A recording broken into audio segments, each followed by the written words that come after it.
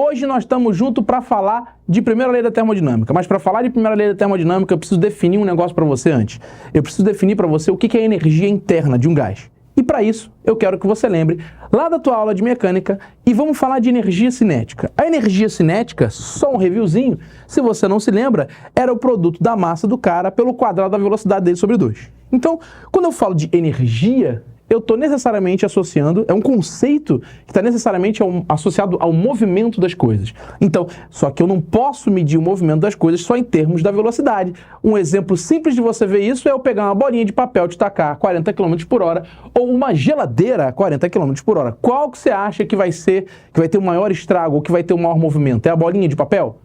Ou é a geladeira? Fica claro para você que é a geladeira. Então eu tenho que sempre levar em consideração a massa do sujeito e a velocidade. Só que quando a gente está falando de um gás, a gente está falando de moléculas. Não é um corpo tipo um carro, tipo um automóvel, é uma molequinha, né? Nosso gás ideal lá, aquele nosso ponto material. Então, ó, eu quero pegar essa ideia de massa ou quantidade e velocidade associada ao movimento e trazer para a nossa medição de energia interna. Tá? A energia interna no gás vai ter a ver com a energia das moléculas, independente. Imagina uma bola de futebol. Estou segurando a bola de futebol aqui paradinho.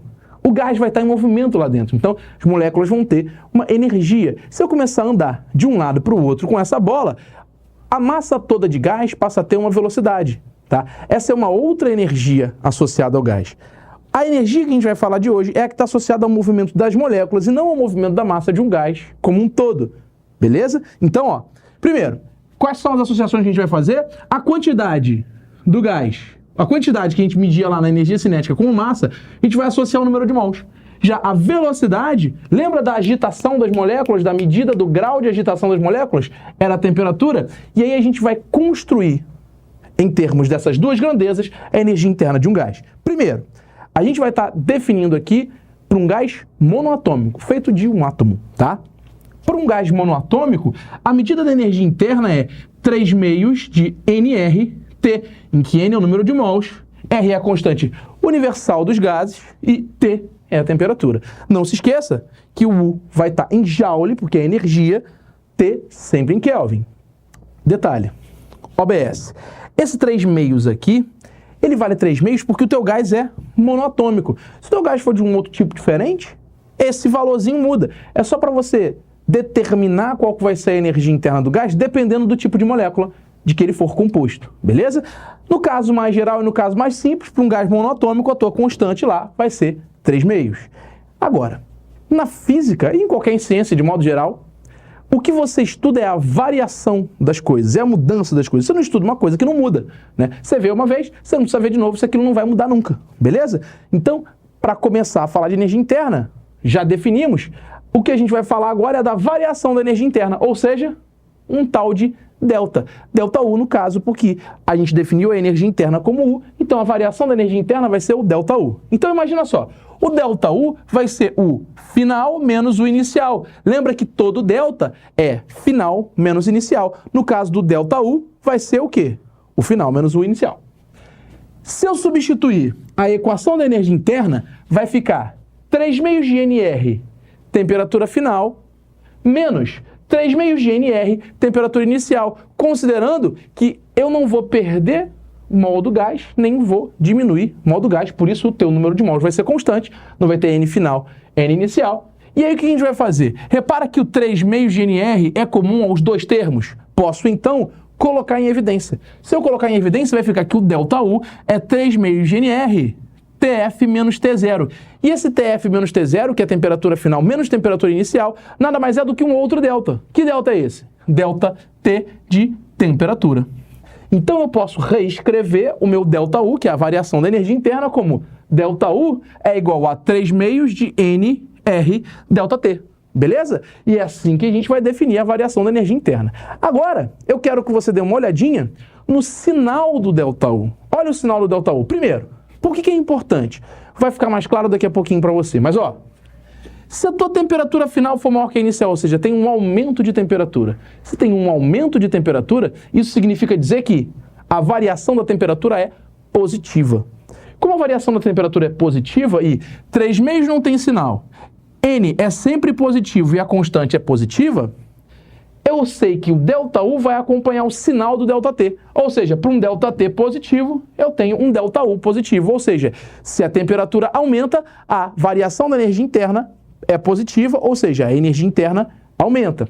No caso da temperatura final ser menor que a inicial, ou seja, você tinha uma temperatura e baixou essa temperatura. O que acontece com a tua energia interna? Ora, acompanha o comportamento do ΔT. Teu ΔT vai ser negativo? Então, ó, se esse cara é negativo e os outros todos que multiplicam ele são positivos, então teu ΔU vai ser negativo também. Ou seja, por uma diminuição de temperatura, você tem uma diminuição da energia interna, teu ΔU vai ser negativo. E agora, importante, se a temperatura final do gás foi igual à temperatura inicial, ou seja, uma transformação isotérmica em que não muda a temperatura, ora, o teu ΔT vai ser zero, porque vai ficar um cara menos ele mesmo, vai dar zero. E se vai dar zero, repara, vai ficar zero vezes NR 3 meios. Quanto é que é zero vezes qualquer coisa?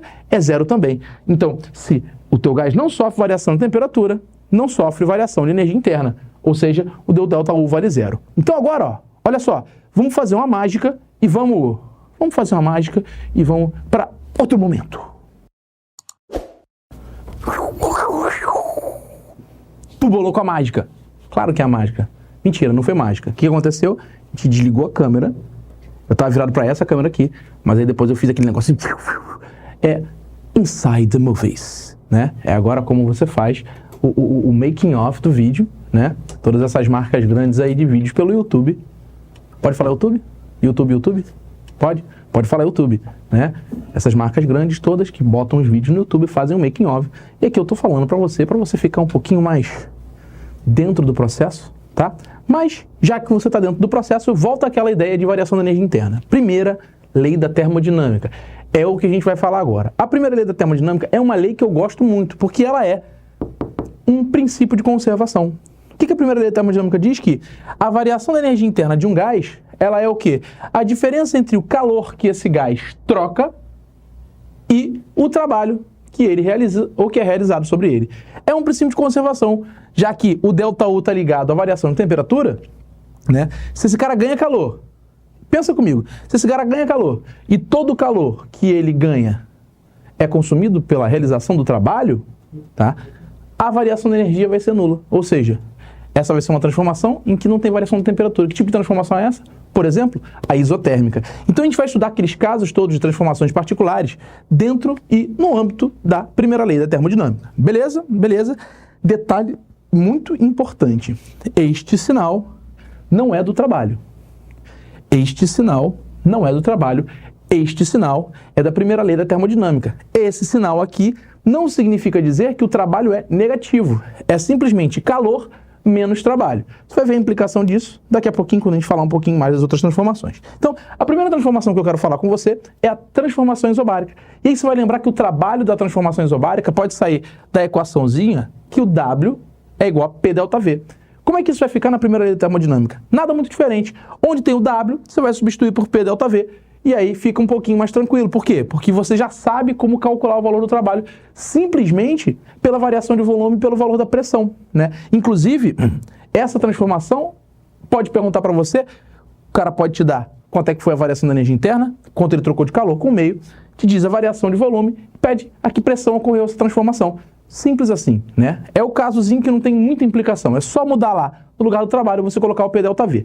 As outras transformações têm mais alguma coisa. Por exemplo, a transformação isotérmica, que é essa que eu acabei de falar com você, que é aquela temperatura constante, né? Você já viu comigo antes que a variação de temperatura é zero, porque a temperatura final é igual à temperatura inicial. Então, ó, se o teu ΔT é zero, você vai lembrar que há alguns minutos atrás a gente viu que então a variação da energia interna é zero, né? Lembra quando a gente estudou aqui o sinal do ΔT, né? E a influência do sinal do ΔT na variação da energia interna, beleza? Então, ó, se o teu ΔU é zero, substitui lá na primeira lei da termodinâmica, vai ficar zero igual a Q menos trabalho. Se você joga o trabalho para o outro lado, né, vai ficar que calor trocado com o meio é igual ao trabalho. Então, olha só que curioso. Se você perde calor, ou seja, se o gás está cedendo calor para o ambiente, teu Q é negativo, então o teu trabalho é negativo. O que acontece com o trabalho negativo? Significa que teu gás sofreu uma compressão, diminuiu de volume, ou seja, se o teu gás perde calor para o ambiente, ele diminui de tamanho. No caso dele ter ganhado calor, ou seja, do Q ser positivo, o teu W também é positivo, ou seja, o teu trabalho é positivo. Se ele ganha calor, e repara que nessas duas situações não existe variação da energia interna, ou seja, teu ΔT é zero, ele não muda a temperatura. Ou seja, ganhou calor, trabalho é positivo, seu gás expande. Tranquilo? Então, olha só. A tua transformação isocórica, aquela que acontece a volume constante, ela tem uma variação de volume nula. O que a variação de volume nula diz pra gente? Que o trabalho também é nulo. Se o gás não expande nem comprime, né, ele não realiza trabalho e nem trabalho é realizado sobre ele. O que você vai ter? Substitui lá no ΔU igual a Q menos trabalho. Se o teu trabalho é zero, fica que o ΔU é igual a Q. Isso te remete lá à calorimetria, ao calor sensível. Por quê? Porque o ΔU está associado à variação na temperatura. Lembra? Então, se você ganha calor, o que vai acontecer? Você vai aumentar a temperatura. Se você perde calor, o que vai acontecer? Diminui a temperatura. Então, tua equação do calor sensível, ela está dentro dessa possibilidade, né, levando em consideração uma transformação isocórica, ou seja, não tem variação de volume, o que acontece é justamente isso aqui. Já a tua transformação adiabática, a transformação adiabática não tem nada a ver com o diabo, tá? Não é aquela que não tem o diabo, é aquela que não troca calor com o meio. Se não troca calor com o meio, o teu Q vai ser zero, porque o Q é justamente o calor que o teu gás troca com o meio. Se o teu Q é zero, olha na primeira lei de termodinâmica, vai ficar ΔU igual a zero menos trabalho. Na forma final vai ficar igual a ΔU menos trabalho. E lembra que eu te falei que o sinal é da primeira lei e não do trabalho? Por quê? Porque olha só, se ΔU igual a menos trabalho, ΔU vai ter sempre um sinal diferente do trabalho. O que isso quer dizer? Se o teu trabalho é positivo, ou seja, o gás expande, né? Se o trabalho for positivo, teu ΔU vai ser negativo, porque vai ficar menos com mais. Ou seja, se a tua temperatura diminuiu, o que vai acontecer com o volume desse gás? Vai expandir. Se o teu trabalho é negativo, ou seja, esse W aqui for um número negativo, vai ficar menos com menos dá mais. Ou seja, se o teu trabalho é negativo, o teu gás sofreu uma compressão, certo? Numa compressão, a temperatura aumenta. Sabe onde é que você nota isso? Quando você pega lá teu desodorante e dá aquela borrifada no sovaco. Sempre tem um ato falho, né? Você pega lá o teu desodorante, aperta tss, e o gás sai geladinho. Mas por que o gás sai geladinho, né? Você pegou o desodorante lá no teu armário, ele estava em equilíbrio térmico com o ambiente, ele estava na mesma temperatura que o ambiente, ou seja, não estava gelado.